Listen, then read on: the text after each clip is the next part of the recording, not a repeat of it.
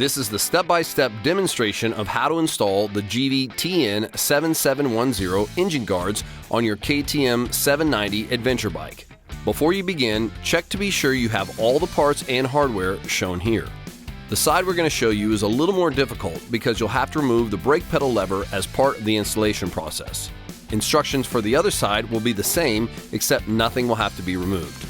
However, you'll want to be sure the bike is secured in the 90-degree upright position because you will be loosening the kickstand.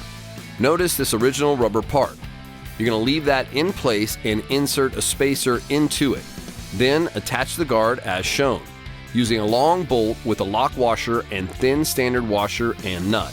Use a T45 star tool to remove the two bolts holding the brake pedal lever and pull it out to gain access. With an 11/16 inch wrench, attach the small bracket, aligning it with the end of the guard.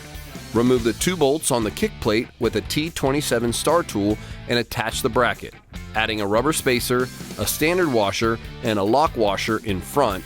Now tightly attach the guard to the brackets using both a thin standard washer and a lock washer.